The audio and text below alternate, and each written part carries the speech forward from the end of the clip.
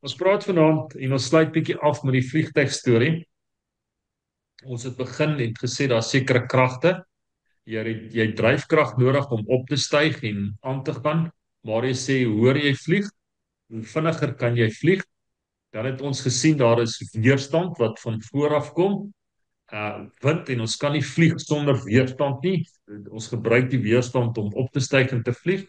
En dan het ons nou vir 'n paar weke ehm vasgehak by swaartekrag, dit wat jou aftrek in die lewe. Ons het gepraat oor geld, ons het gepraat oor verskeie goed wat jou aftrek, skuldgevoelens ensovoorts. Nou ons praat vanaand oor die volgende onderwerp en hierdie sinnetjie draai die afgelope tyd in my kop. Is jy gereed vir die volgende hoofstuk in jou lewe? Is jy gereed vir die volgende gedeelte wat gaan aanbreek? En my slim vrou vra vir my, nou, wat is die volgende hoofstuk? Jy weet, waar gaan die volgende hoofstuk? Ek weet nie, maar ek is opgewonde oor die volgende hoofstuk. Ek het nog nie 'n titel vir die volgende hoofstuk nie. Ek het ook nie 'n titel vir jou hoofstuk nie. Jy sal weet waar jy nou is op jou pad en maar as jy gereed vir die volgende ding in jou lewe? Miskien sê jy ek is nou net op cruise, miskien is jy gaan jy deur 'n baie moeilike tyd in jou lewe. En jy het 'n nuwe hoofstuk nodig in jou lewe. Maar is jy gereed vir die volgende hoofstuk? Nou, um, ek dink ons skop vanaand 'n bietjie anderster af en ons vra mekaar die vraag: wat het jy die afgelope, kom ons sê 'n jaar, van jouself geleer? Wat het jy van jouself geleer? Ek net my foon, ek is nie op roep nie, so ek kan dit nou afsit.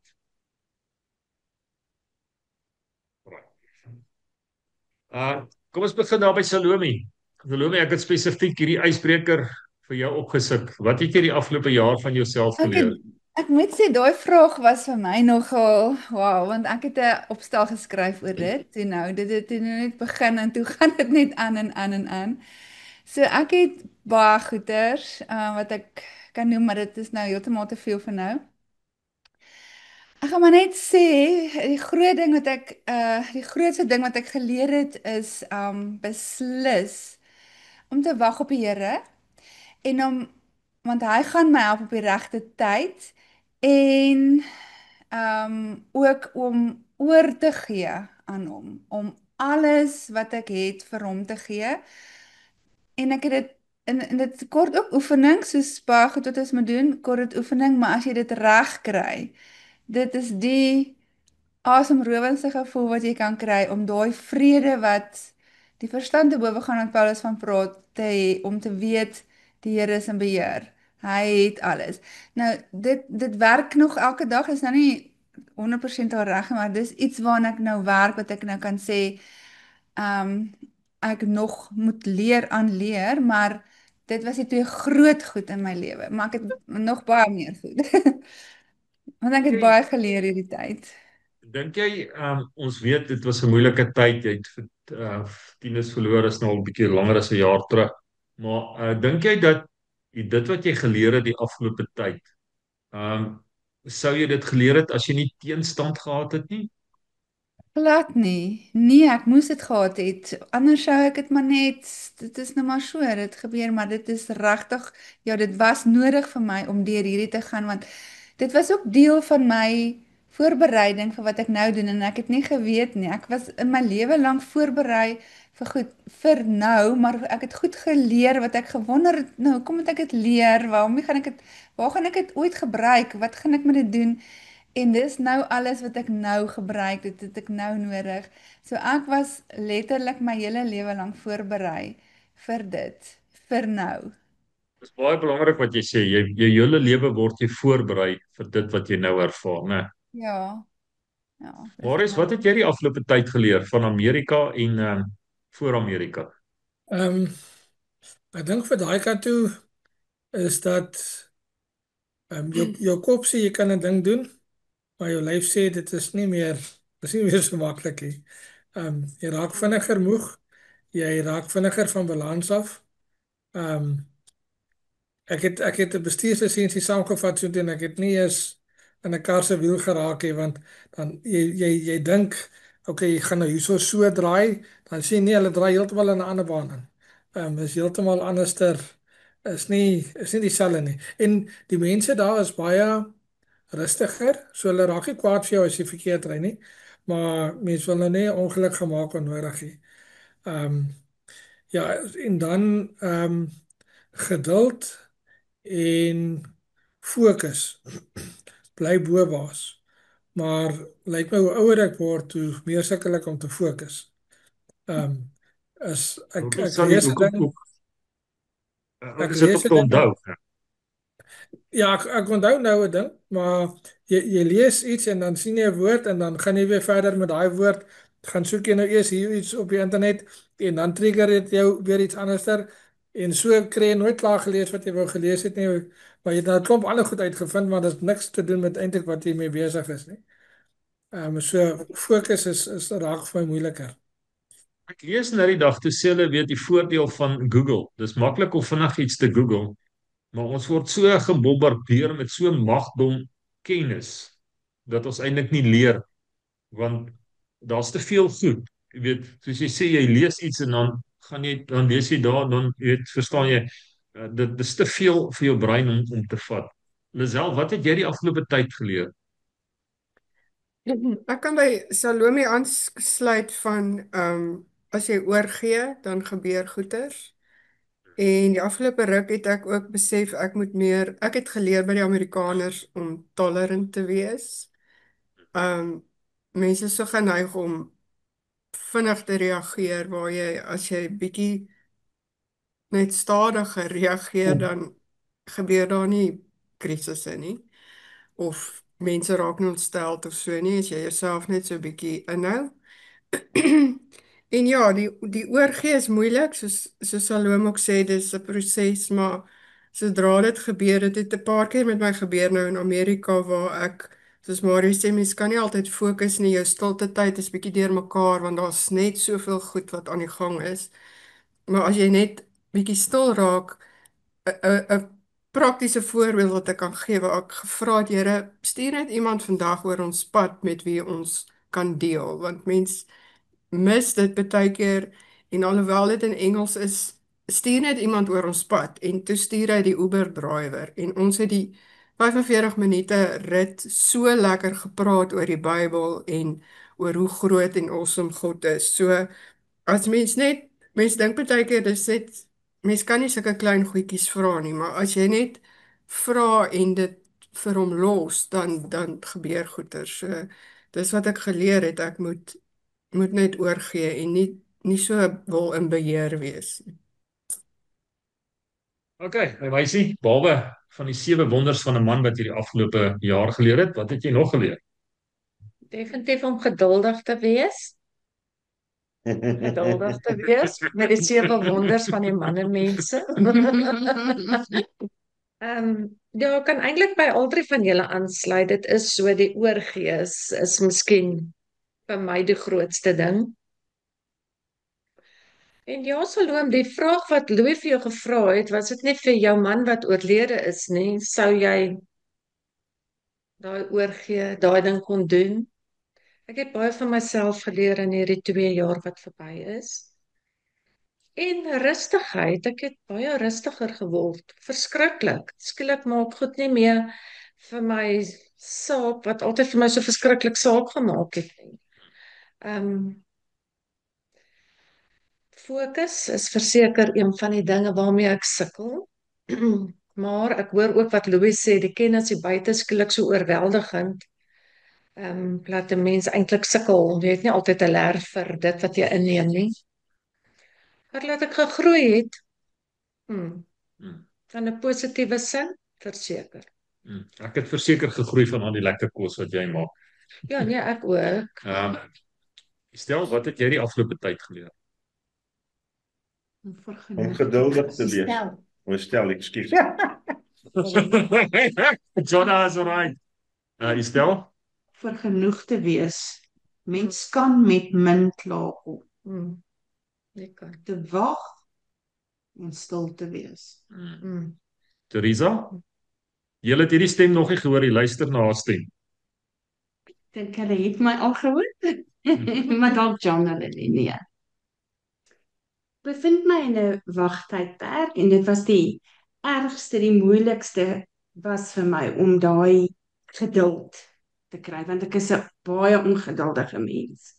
Vreeslik ongeduldig en dit is, jy weet, jy wil beheer vat van jou situasie, want jy is eintlik altyd in beheer van wat jy doen en wat om jou aangaan en wat jou besigheid betref en alles.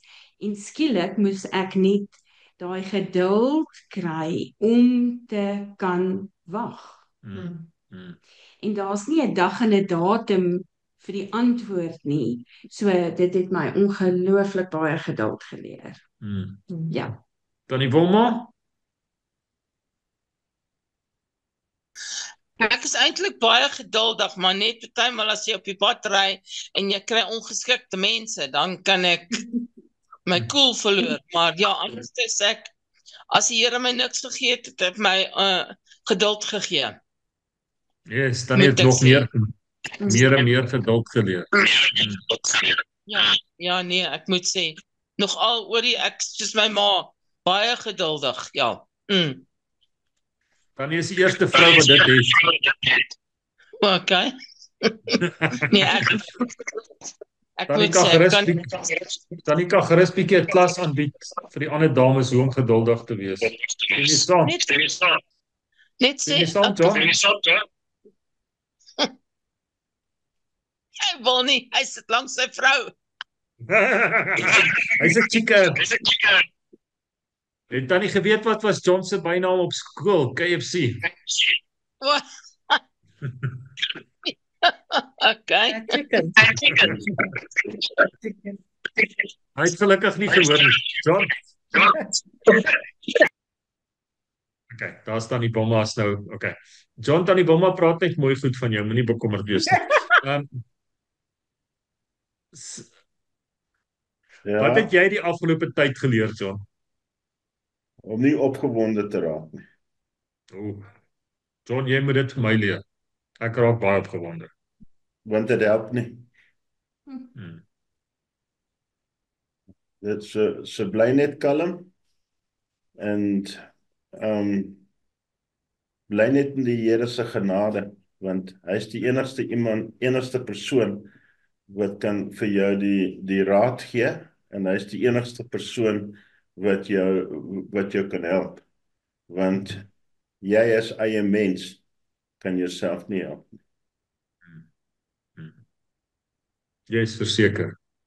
John, ek werk hard aan daai ene, nie opgewonde te raak nie. Rina? Ek het so jare en wat terug gesê, ek wil net bietjie chill en van alles af net bietjie wegstaan en alles. En in Desember, Januarie, Februarie, dis my hele wêreld omver gegooi om alles wat ek wou van afgestaan is, het dubbel teruggekom en ek was verbaas oor die krag wat die Here jou gee in daai oomblik net om aan te gaan en weer die dinge te doen wat jy gesê het ek wil nie. So as dit sy wil is, dan moet jy aangaan. Jy kan nie sê jy wil nie meer nie, want hy weet wanneer dit tyd is om rustig te raak. Maar hy gee jou krag om daardeur te gaan. Filippense 4 vers 13, ek is tot alles in staat deur Christus wat my krag gee. Ek persoonlik vir myself het ek hierdie afgelope tyd geleer, God is baie groter as die boks hier in my brein. Jy weet, ons boks baie keer die Here in hoe die Here werk en so en hy's baie groter. As jy 'n jaar gelede vir my gesê het ons gaan in Helspruit bly, het ek vir jou gesê onmoontlik. Ek kan aanlig gesit nou die aand en kyk hier uit oor die liggies en ek sê, hoe het ons hierdeur gekom? Hoe het ons dit gedoen? Dus en ons kan net sê dit was die Here gewees. Hoe alles so in plek geval het. Ons praat nou vanaand oor 'n nuwe hoofstuk. Is jy gereed? Is jy gereed vir die nuwe hoofstuk? En wanneer ons daaroor praat, moet ons net besef dat God is die outeur van ons lewe. Hy skryf die hoofstuk. Jy skryf nie die hoofstuk nie, God skryf die hoofstuk. God is in beheer en hy skryf jou storie. Is jy gereed om die bladsy om te blaai? Nou, in 1 Petrus die 5de hoofstuk Rina, as jy dit vir ons gaan lees, 1 Petrus 5 vers 6 tot 11, is daar 'n paar goedjies sleutels waarna ons kan kyk. Wat kan ek doen om hierdie nuwe in my lewe tegemoet te gaan? Wat kan ek doen om van die wat noem julle daai gedeelte, die vertreksaal, Marius, daar by julle wag vir die vliegtuig, né? Daar op die lughawe, né? Ja, ja, Van die ja. van die vertreksaal nou in die vliegtuig te klim. En 1 Petrus die 5de hoofstuk vanaf vers 6 tot 11 gee vir ons paar sleutels. Rina, as jy dit vir ons sal lees asseblief. Verneder julle dan onder die kragtige hand van God, sodat hy julle kan verhoog op die regte tyd. Werp al Rina, julle ekskuus, daar's die eerste ene. Onderwerp jou aan God. Kry jou prioriteitslys reg. Sit God eerste in jou lewe. As jy jou onderwerp aan God, wat sê hy, wat is die belofte, Salome, as jy jou onderwerp? Dan kan hy jou verhoog op die regte tyd. Okay. Nee, daai jou Bybel is verkeerd. Marius help haar reg. Op sy tyd sal hy julle groot maak. Okay, jou Bybel is ook verkeerd. Op Louis se tyd. Nee. Nou, op die regte tyd, op God se tyd. Maar as jy jou nie gaan onderwerp aan God nie, kan hy jou nie verhoog nie. En op sy tyd. So dis die eerste sleutel.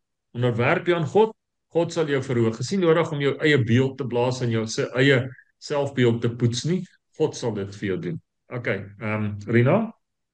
werp al julle bekommernis op hom, want hy sorg vir julle. Oeps. Okay, Lisel? Praat met ons oor daai ene, jy het hierdie een oorwin. Hoe werk dit? Dis moeilik, maar soos ek gesê het, as jy alles vir hom gee, dan val alles so in plek. As jy dit met jou eie, soos jy sê, jou klein breintjie probeer uitfigure, dan werk dit nie uit nie. Jy sien, ek pik op Lisel, want ek en Lisel is overthinkers. Ons dink en dan vanaand dan slaap ons en dink ons dit werk eerder so en ons dink so en ons dink so. Dis hoekom ek op haar gepik het nou vanaand. En bekommernis is eintlik maar net 'n ander woord vir overthink. Jy oordink die ding te veel. Die feit dat daai ou jou nou nie gegroet het vandag by die kerk en sou wat, is nou maar sy saak. Moenie 'n ding overthink nie. Alright.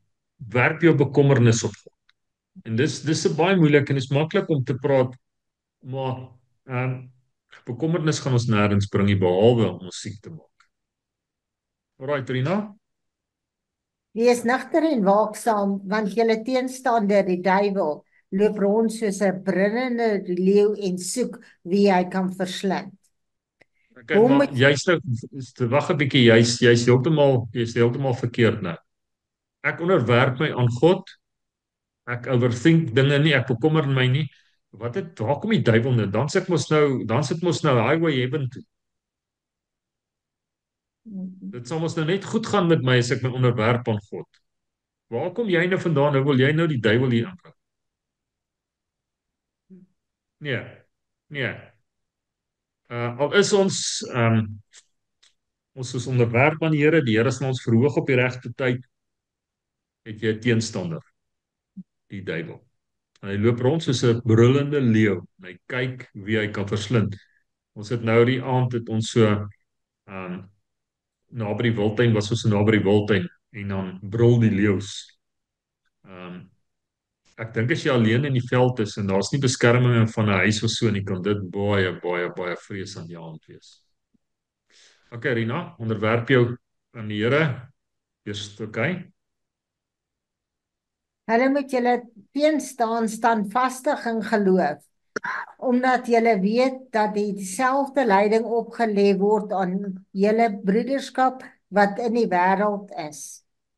Okay, wat sê Rina vanaand vir ons hierso? Dit klink vir my, al onderwerp ons aan God, en hy sal ons verhoog op die regte tyd. Link dit vir my, ons gaan bietjie lyding ook hier op aarde kry. John gaan siek word, Marius gaan siek word. Wynand en Anita is in die bed met siek. Jy gaan deur sekere dinge gaan. Dit gaan baie keer moeilik gaan. Maar ons moenie ons geloof verloor nie. Karina? En mag die God van alle genade self, wat ons geroep het tot sy ewige heerlikheid in Christus Jesus, nadat ons kort tyd gelei het, julle volmaak, bevestig, versterk en grondves. Aan hom al die heerlikheid en die krag tot in alle ewigheid. Amen. Ons stap so op die vliegtuig, Marius, julle wat nou baie rondgevlieg het.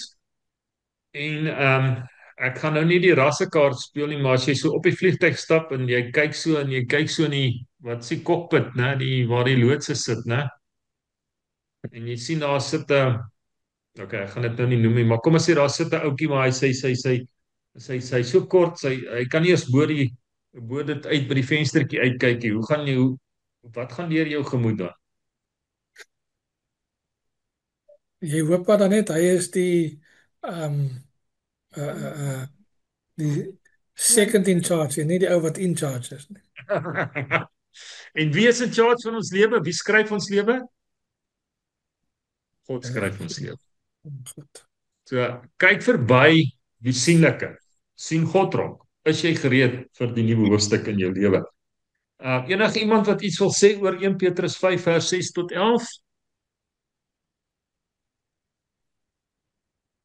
Ons gaan vanaand oor 2 mense gesels en dan een gelykenis hanteer.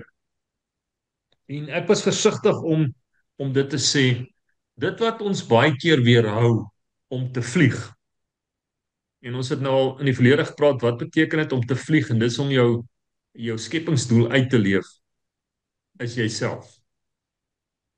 En ek het hierdie woorde geskryf en ek het dit doodgetrek, weer geskryf, doodgetrek, weer geskryf. Get over yourself. Get over yourself. Weet jy, hoe weerhou ons onsself van dit wat God eintlik in ons lewens wil doen? Get over yourself. En ek gaan net ons met by Moses bietjie gaan stil staan. En jy kan vir ons lees Eksodus 4 vers 10 tot 17. Die Heer, ons het laasweek oor Moses gesels, waar die Here vir hom gesê het, gooi jou staf op die grond en dit verander toe in 'n slang en hy gryp die staf toe weer, die slang toe in sy stert en hy verander toe weer en die Here toe nou gesê, sit jou hand in jou boesem, haal jou boesem uit, haal jou hand uit. Ons het gepraat oor skuldgevoelens, maar nou kom Moses in vers 10 en hy sê die volgende. Toe sê Moses aan die Here: Ag Here, ek is nie 'n man van woorde nie. Van gister of van eergister of van dat u met u knegt gespreek het nie, want ek is swaar van mond en swaar van tong. En die Here antwoord hom: Wie het vir die mens die mond gemaak? Of wie maak stom of doof, of siende of blind? Is dit nie ek, die Here nie? Gaan dan nou heen, en ek sal met jou mond wees en jou leer wat jy moet sê. Maar hy sê: Ag Here, stuur tog deur wie u wil stuur.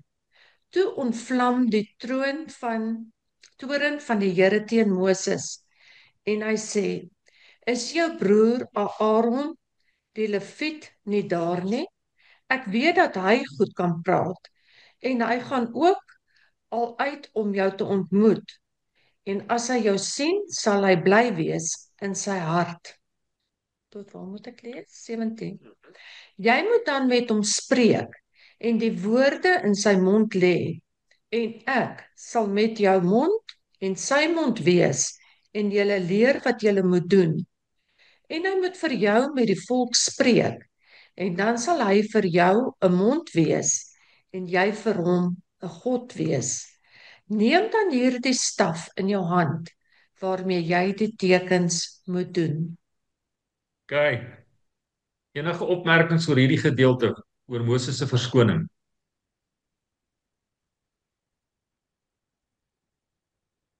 Ja, ek dink hy het nie in homself geglo nie, dat hy dit kan doen nie.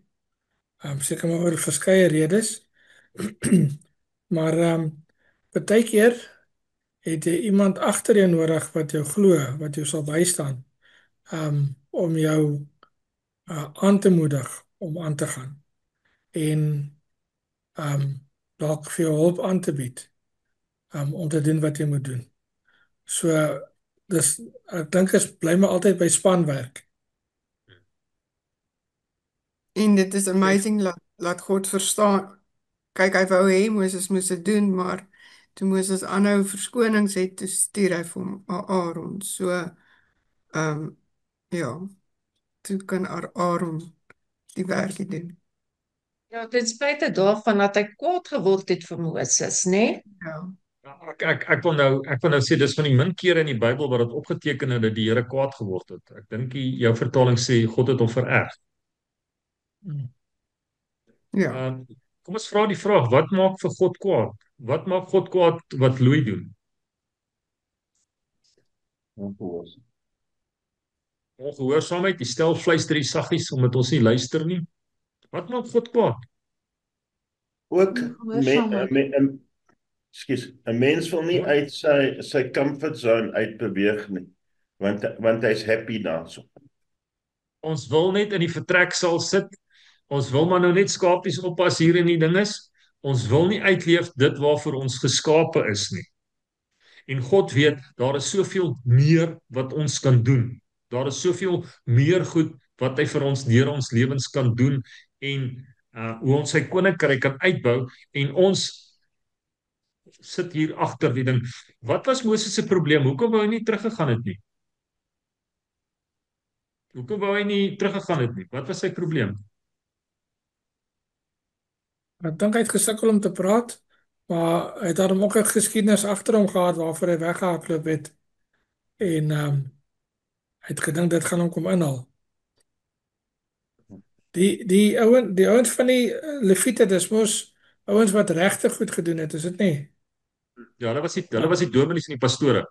Ja, so het hulle maar net gesorg dat hy net 'n prokureur saam met hom en sy broer, toe kan hy daardeur gaan. Ek wil twee opmerkings maak en dit is wat ek uit hierdie stukkie uitgeleer het. John, jy wou iets gesê het? As 'n mens nie vertroue het nie, dan wil jy ook nie probeer. Baie maklik om te sê ek kan dit nie doen nie. Maar as jy daai kan nie die einde wegvat, en jy vertrou in die Here, dan word hy kan nie 'n kan. Kom ons klim so 'n bietjie dieper in hierdie ene. Was Moses 'n goeie public speaker? Nee.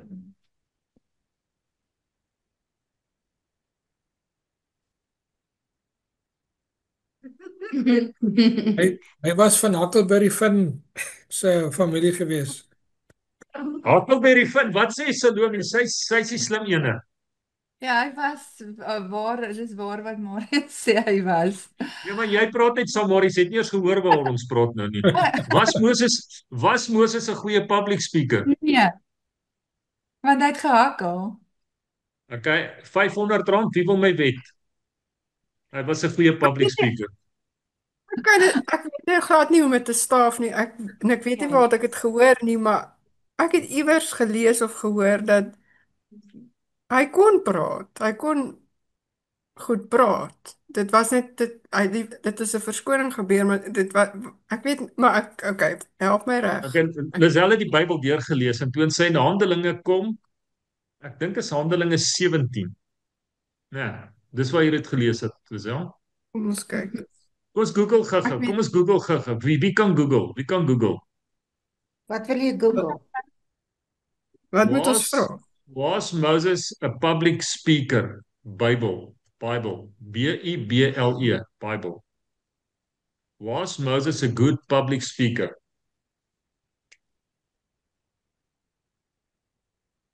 Ek gaan geld maak vanaand. Ek gaan nou vir my rekeningnommer vir julle gee. Kan ek nou iets sê wat jy gesê het vir ons? Nee, jy mag nie praat nie. Okay. Jy kan praat?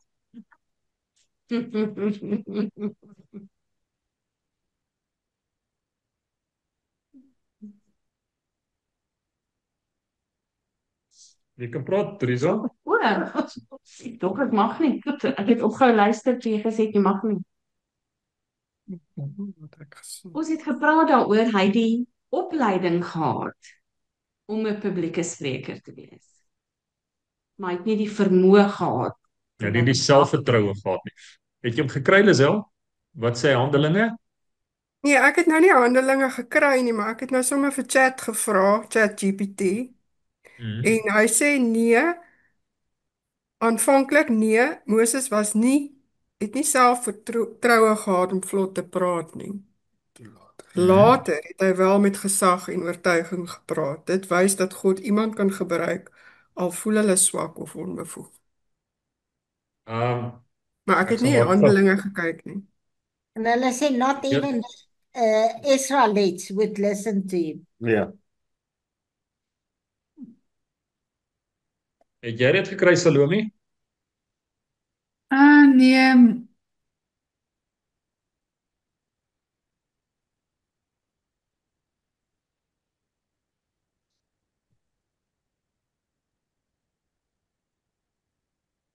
Hulle sê hy was Niemand slou het op speech. Okay, Handelinge 7 vers 22. Lisel, lees hom vir ons. Watch Exodus 4:2. Handelinge 7:22. Ekskuus, ek moet seker dit in Engels sê. Ek het nou, verskoon my net 'n oomblik, Handelinge 7. 22. Dis nie nou tyd om te WhatsApps te stuur nie. Handelinge 7:22. Moses is opgelei in al die wysheid van die Egiptenaars en hy het met woord en daad presteer. En daad. Hoor en daad. Hy's opgelei om 'n public speaker te wees. Maar hy het nie die selfvertroue gehad nie. Die Here lei jou op. Daar was 'n spesifieke rede hoekom Moses in die Egiptiese huis moes groot geword het. Hy was opgelei. Maar soos Marius sê, hy was van hakel by die vin. Hy het gehakel en hy het gedink hy was nie 'n goeie public speaker en ek het na mense geluister wat hakel en 'n baie goeie public speaker is. Maar hy het gedink sy tekortkoming verhoed dat hy nie kan vlieg nie. As jy kyk in Exodus 4:10, he ultimately became a powerful and influential speaker, leading the Israelites out of Egypt. God provided Moses with the assistance, including Aaron as a spokesperson, and empowers him to overcome his perceived limitations. Maar hier is nou 'n ander dingetjie wat ek van 'n ander hoek wil inkom. Moses sê, kom ons gaan net terug na Exodus 4. Gaan net my gou terug Exodus 4 toe. Moses sê kan nie praat nie. En die Here vererf hom al vir Moses. En hy sê okay, ek sal dan vir jou Aaron jou broer gee van die Lewiete. Gaan net vir my daarna vers 10 toe. Okay.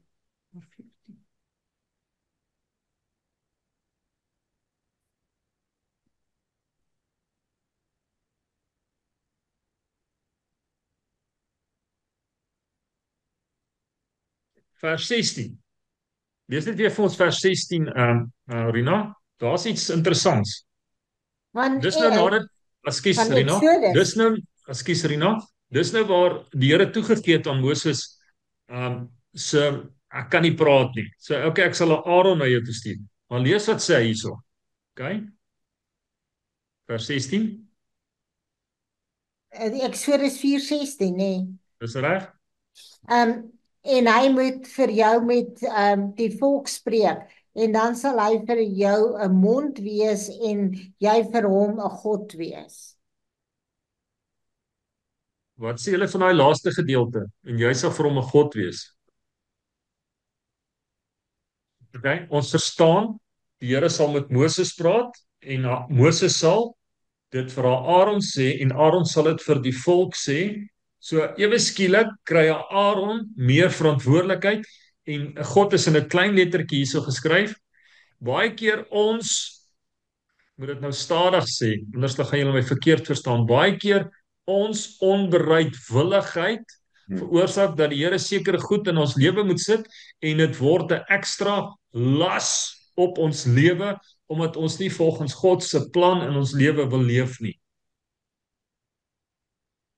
Ek sien Rina skud haar kop, die ander sê, Lisel. Ja, dit is so. Marius?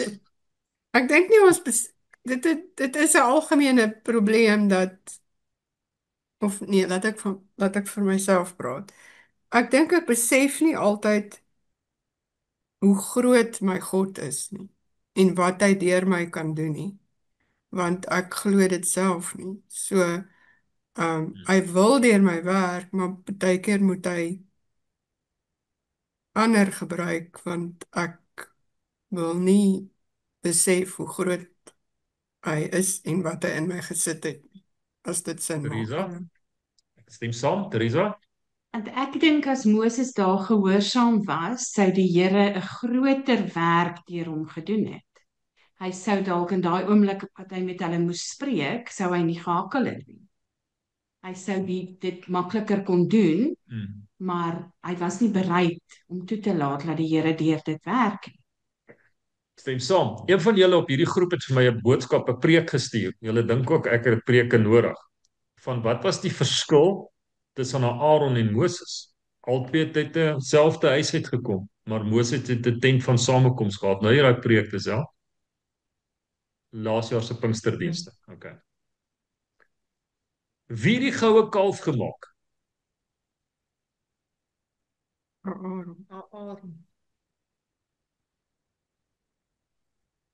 Dit was my ook die slang in die paradys. So dit wat toe nou Moses se uitkoms was, omdat hy ongehoorsaam was, wat die Here toe nou maar bygevoeg het toe die slang geword. En dis hoekom die Here kwaad was, want dit was nie sy doel nie. Hy wou nie, ja, Aaron moes nie in die plek wees. Ja, daar's nou 'n ander gesprek hierdie kant ook. Alright. Verstaan julle wat ek probeer sê? Pas op om nie jou skepingsdoel uit te leef nie. Want jy gaan God wees oor iets wat jy verantwoordelikheid moet vat en hy gaan vir jou byt. Okay, ek het nou genoeg gesê oor hierdie en enige opmerkings van julle kant af? John, you're very quiet. Maisie? Dis vir my mooi hoe Lisel dit stel, dat ons besef nie groot is God nie. Ons dink, ons kan dit nie doen nie. Ons kan nie, want dit is buite ons vermoë om sekere goed te doen. En as ons net oorgee en God vertrou, gaan hy ons mos dit kan laat doen. Maar ons besef nie sy grootheid. Dit is vir my baie mooi hoe jy dit stel. Ek wil byvoeg vanaand, en ek is die eerste een wat daarby ek sukkel daarmee. As ek so deur die Bybel lees, al die wonderwerke en die Bybelse helde, in Noag, Abraham, noem dit, het die Here met een mens gepraat. Moses se plan was nie vir Aaron bedoel nie. En baie keer voel ons, Here, ek staan alleen, dis net ek. Dis jou plan, jou unieke plan wat God vir jou gegee het. Dis nie nodig om ander mense 'n Lot in te bring en 'n Aaron in te bring. Daai ouens gaan net vir jou moeilikheid veroorsaak. I rest my case. As ons net meer soos Dawid kon wees. Ons wat nou Dawid het nie gedink, hy het nie gesê maar ek gaan hom verslaan en hy het dit gedoen, ongeag sy grootte, sy jonkheid, sy onbevoegdheid, geen wapens nie ensovoorts. Alright. Iemand mag iets sê oor Moses, Marius? Ons het jou intelligensie gemis.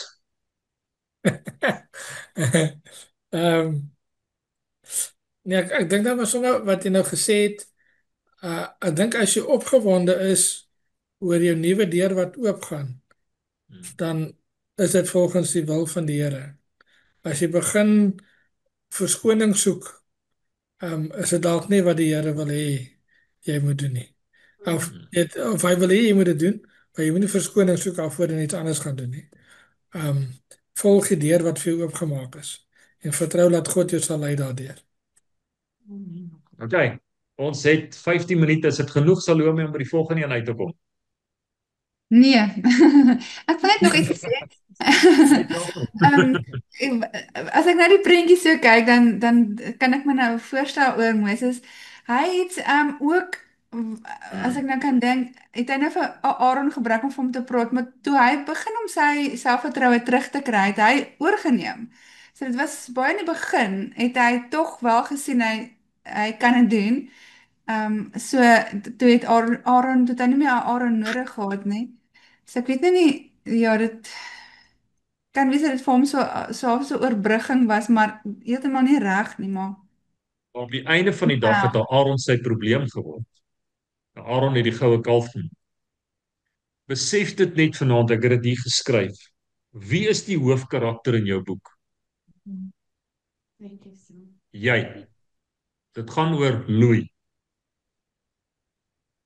Pas op om ander mense te probeer in jou boek in te bring. Hulle gaan jou derail. Okay. Ek wil graag praat oor die volgende man. Sy naam is Saul. En dis 'n hele stuk wat ons gaan lees. En kom ons kyk hoe ver kom ons met Saul. 1 Samuel 9 vers 27. Lisel, gaan jy met hom begin? Tot 10 vers 24. Dis so 25 verse.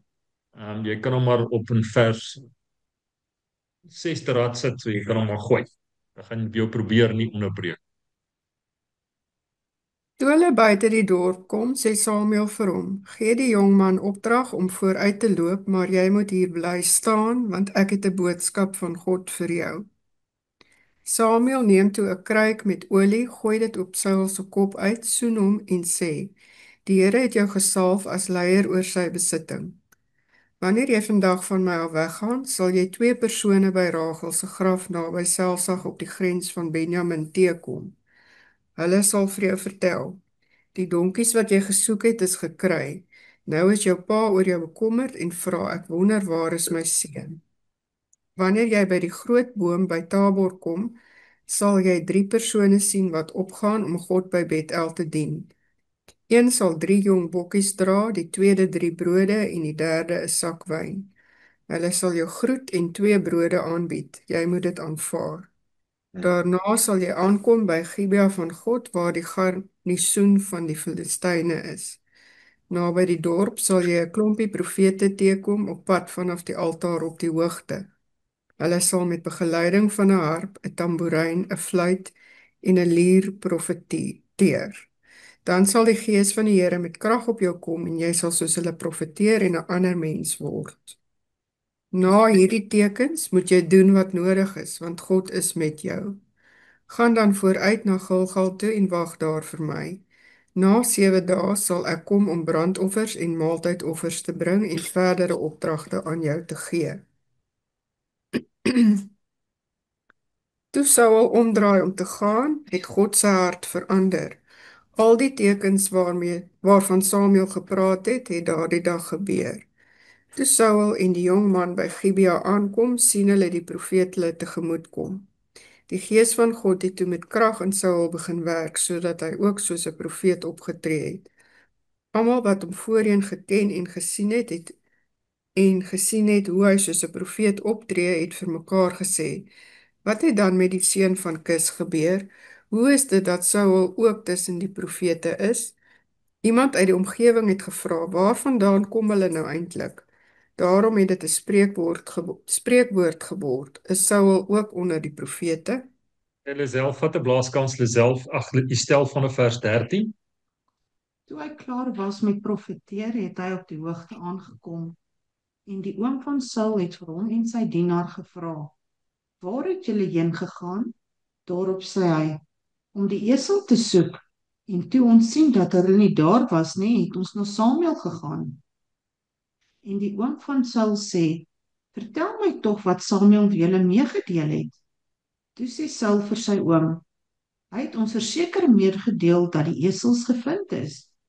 Maar die saak van die koningskap waar Samuel van gespreek het, het hy hom nie vertel nie.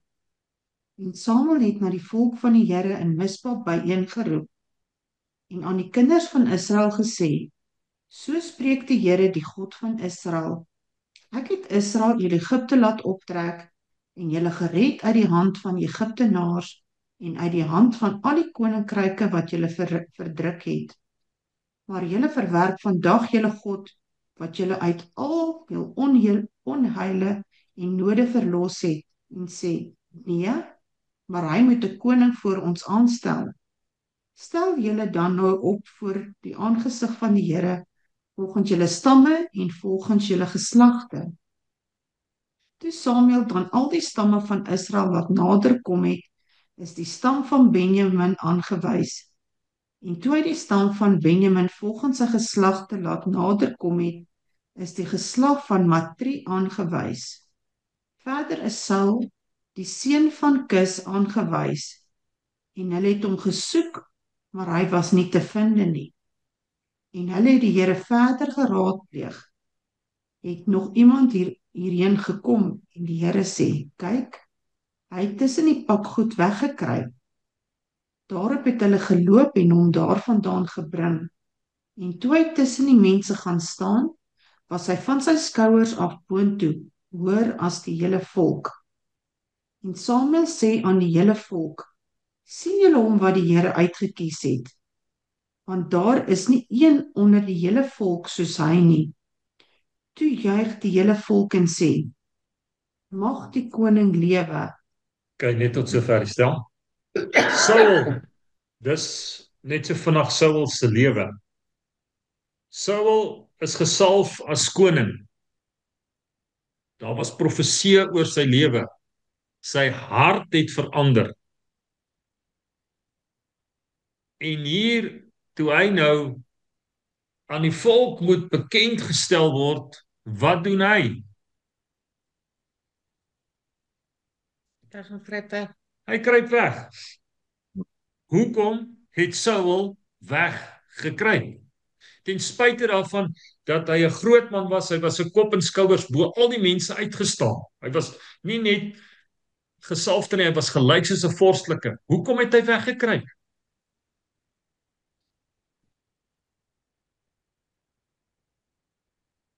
Salome.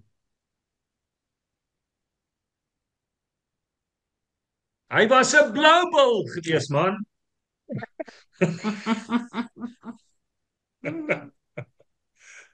Hoe het hy weggekruip? Hy was seker bang. Hy was 'n gesalfde. Sy hart het verander, hy het hierdie ervaring gehad wat God hom gegee het. Hoekom het hy weggekruip? Hoekom sal mense nog steeds in die vertreksaal sit en nie wil vlieg nie? Seker oor dieselfde as Moses. Hy was bang. Hy was bang. Selfvertroue. Hy het gedink hy kan dit nie doen nie. Onseker. Hy was onseker. John, wat sê jy, my vriend? Nee, nie veel nie, Louis. Ken julle sulke mense wat baie keer wegkruip?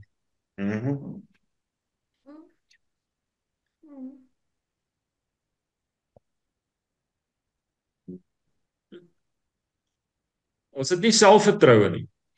Ons het nie selfvertroue. Kom ons kyk gou wat sê 1 Samuel 9 vers 19, Lisel.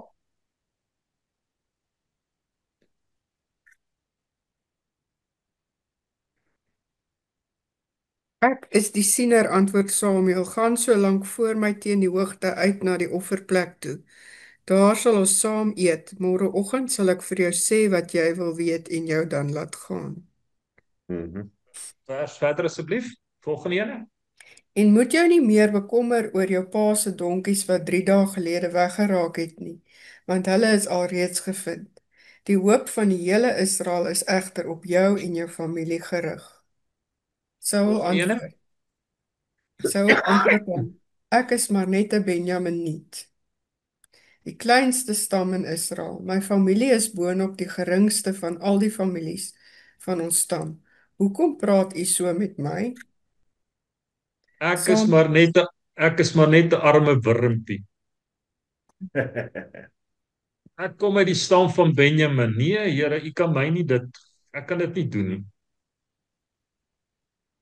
Dis hoekom hy weggekruip het. As hy in die spieël gesien het, hy 'n wurmpie gesien is die Here hom gesien het, dat hy hom as koning gesien. Ek wens ek kan Louis net raak sien soos die Here my raak sien en nie soos ek myself raak sien nie. Enige opmerkings? Ons kom by die laaste een en ons gaan hom nie lees nie, julle ken hom. Matteus 25 vers 1 tot 13 gaan oor die 10 maagde. 5 was wys, 5 was dwaas. En as daar een ding is wat vanaand, en ek het dit nie voorberei nie, maar dit kom heeltyd deur.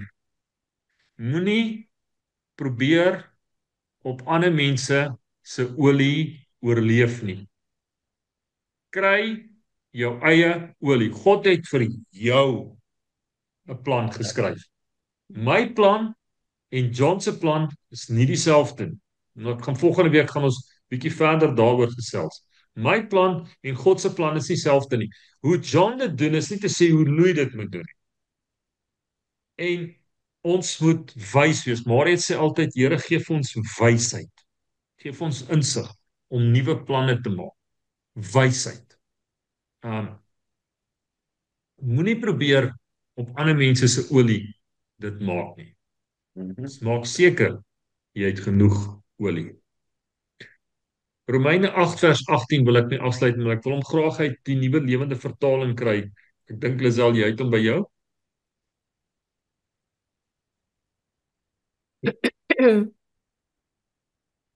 Ek weet verseker dat ons huidige lyding hoegenaamd nie vergelyk kan word met die heerlikheid waarmee God ons gaan verras nie. Verras. God wil ons verras. Die toekoms is beter as die huidige. Die laaste versie, Wynand sê gesê, hy's nie op die gebedslysie, maar sou wat, hy's nie, ons kan hom insit. Markus 4 vers 27. My sê, Dis laat ek net kry. Markus 4 vers 27.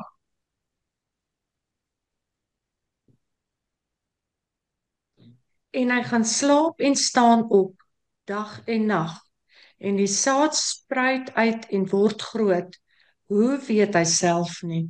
Miskien is jy nou in die nag. Die saad is gesaai. Daar gaan 'n oggend aanbreek en die saad het ontkiem en het gegroei. Is jy gereed vir die volgende hoofstuk in jou lewe? Vlieg. My storieetjie is uit. Tannie Wilma, praat bietjie met ons, enigiets van Tannie se kant af? Ja, ek is reg, dankie Louis. Baie interessant geweest. Dankie Tannie. John, anything from your side? No, I'm happy, Louis. Just need to get rid of this flu. We will get rid of it. Rina? Nee, ja, ek wil soos jy sê, wat baie vir my deurgekom het is vanaand, ons hou onsself terug. Want ons het nie baie vertroue, ontbreek aan vertroue. Teresa, enigiets van jou kant af?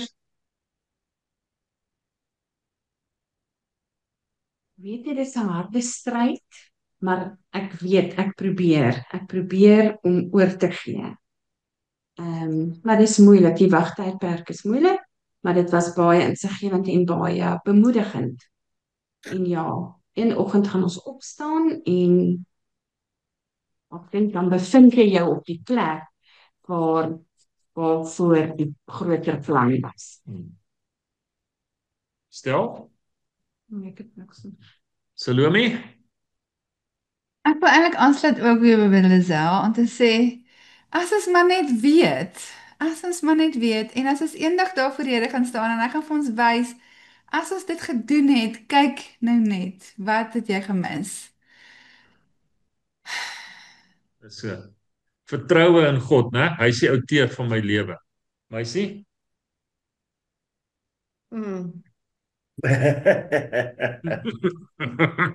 Nee, weet julle wat? Mense het nie woorde nie, want dit is so Psalms, as jy maar net weet. Daai eendag gaan jy terugkyk en sê jy maar net gedoen het. Ek besef net soos wat ons met ons kuiers aangaan, ons verskriklik baie werk nog aan my. Verskriklik baie. Ag, jy kan 'n toebroodjie maak, dis genoeg. Ja. En sy het vir my oxtail vanmiddag gemaak. Wow.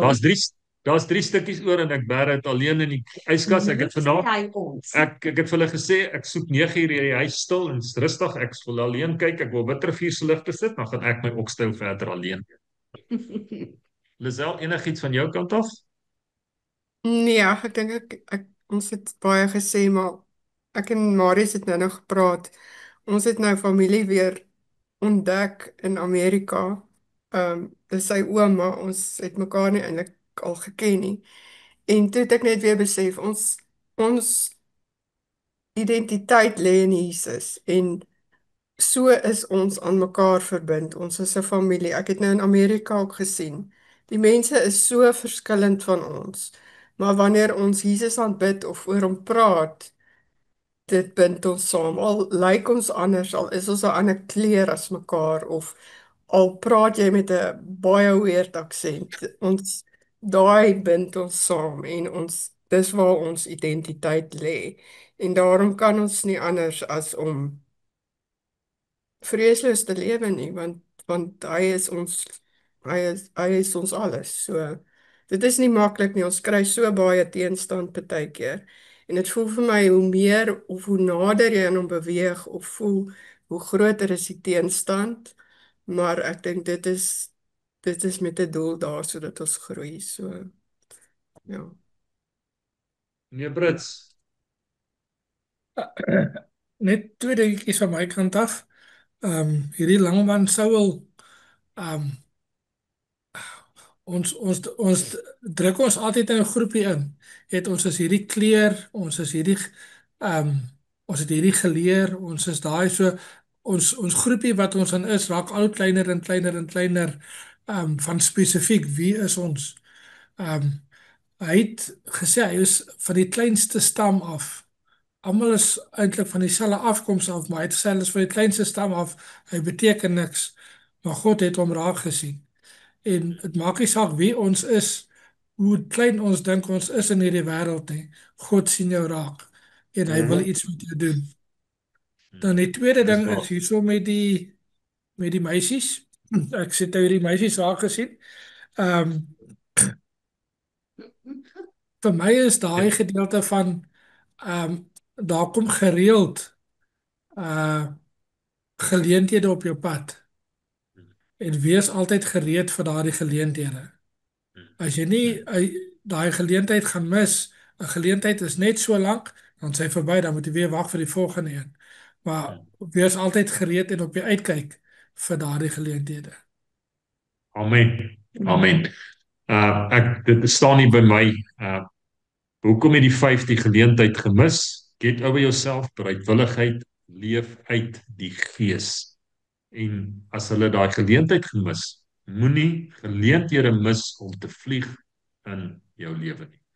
Gebedsversoeke, ons dra vir Marius op, hy gesond gaan word. John, jy en Marius met julle verkoue, griep, virusse afskud. Daar's groot dinge om te doen. Ons dink aan Anita en Wynand en die kinders wat siek is ook met griep. Ons bid ook dat die Here by hulle gaan stil staan. Enige ander versoeke? Lisel, jy's terug. Jy skryf. Ek hoef nie, of Hanlie hoef nie te skryf nie, jy's terug. Dankie Lisel. Ek vra vir julle asseblief vir Hardes. Hy gaan hierdie week weer vir sy groot skanderings. En dan bid ons ook vir veilige terugkeer vir Estelle en Tess wat Dinsdag weer huiswaarts keer. Ja, die kos is nou klaar, hulle moet nou huis toe. Ons shame. Ons het nog broodjies. Ja, dit is maar op my hart asseblief. Tannie Wilma, iets van Tannie se kant af? Ja, asseblief, as jy my neef Paul sal opsit. Hy het prostaatkanker gehad en alles het reg, maar nou is sy bloedtelling weer hoog. Nou moet hy vir 7 weke elke dag vir 10 minute vir radio, nie was dit bestraling, nie chemo, nie die ander een, radiology, wat ook, ja. Asseblief. Sy naam is Paul, net Tannie? Ja. Bid vir Paul. Okay, John, anything from your side? From your side? Nee, alles reg, dankie Louis. Ons bid vir jou gesondheid, John. Dankie, Um, Louis. jy moet vinnig in die bed gaan klim, hoendersop drink, in die bed is jy. Salome, iets van jou kant af? Mag ek dan sal net waardeer weer die staande asseblief en dan net nog steeds oor die huis. Asseblief, dit is alle kante toe nou. Dit is lekker, maar dit is moeilik want ek baie besluit om te neem. Okay, wees rustig, regte besluit gaan kom op die regte tyd. Jy gaan weet wat is die regte besluit. Jy stel enige gebedsversoeke? Ja, ek is reg, dankie. Teresa? Right. Lisel, enige ander? Ons hou vir Sandra nog enige terugvoering van Sandra? Dit gaan nie goed met haar nie. Bid vir Sandra. Ek wil net ook vir Wikus, my neef, opsit. Sy vriendin is skielik oorlede en hy kon nie betyds by haar wees nie. So hy kry 'n bietjie swaar. Bid vir Wikus. Marius, iets van jou kant af? Maar ek dink ek wil net vir Zelna opsit, wat nog aan die ander kant die waters is. Sy is ook maar 'n bietjie siekerig aan haar kant, dat sy vinnig sal beter word. En dan, sy het nou vir 'n maand lank 'n huis vol mense gehad, en nou sit alles leeg. Net daai alleenheid, dat dit weer sal beter gaan. Amen. Ons bid vir haar ook. Hart gaan vanaand uit na Wikus toe. Bid vir hom. Kyk, kom ons maak ons oë toe, dan bid ons saam. Hemelse Vader, dankie dat ons vanaand na U toe kan kom.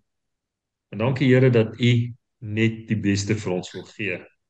En dankie Here dat U nie wil hê ons moet stagneer waar ons is nie, maar daar iets beters vir ons voorlê.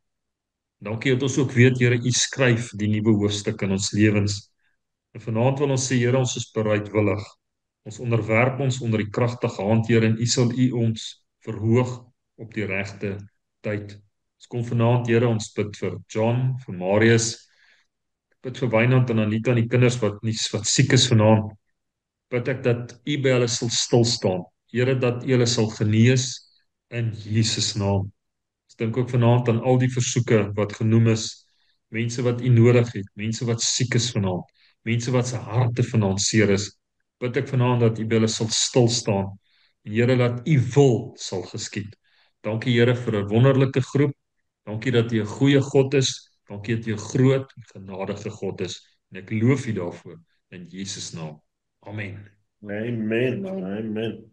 En John, in die bed is jy, Marius in die bed is jy. Marius, jy moet 3 lepels malva pudding kry. John, jy moet 'n beker hoendersop kry. Die sop is reg. Die sop is reg. Rene het die sop gemaak. Yes, ek weet jy het 'n goeie vrou. Die res van julle kry net 'n kaasbroodjie. Nee, en ek gaan opstyl eet. Ja nee, jy gaan opstyl eet. Ag, en ek wil net sê, Lisel en Rina, sterkte. Onthou, 'n verkoue vir 'n man is soos wanneer jy gaan vir die geboorte van 'n kind sonder verdowing, né? Wat algee vir. Ja, julle gaan so aan asof dit so is. Dis baie erg vir ons mans om verkoue te hê. Dis baie erg. Ja, in die bed is jy. Nee, maar jy sien Rene het my aangesteek. Ja. Ek dink is Rina so stiek. Is jy Rina? Ja. Ja, en ek moet vinnig beter word want ek sien Woensdag my kardioloog. So ek beter vinnig beter word. In die bed met julle al twee. Ons sit vir Rina op ons Lisel. Sit vir Rina op ons lysie vir die kardioloog. Ek wil ook net graag ietsie noem, skus. Ons moet onthou dis nie alle paas wat biologiese kinders het wat paas is nie. Paulus was ook 'n pa en hy was 'n geestelike pa van baie. Timoteus onder andere, Titus dink ek. So ek wil net vir elke man wat 'n geestelike kind het, wat definitief het, ook sê is 'n geseënde dag vir julle. Dankie Salome. My 2 kinders is verlede jaar oorlede, so my hart is maar nog baie seer oor my 2 kinders. Alright, mag julle 'n wonderlike aand hê. Geseënde aand vir julle bietjie pappas en ooms en wat nog manne. Julle moet die aand geniet en mag julle bederf word, John. 2 bekers sop vir jou, Marius 6 lepels malva vir jou. Bye julle. Ja, Tot dan, geseënde week. Bye. Bye. Mooi Tata aand. almal. Lekker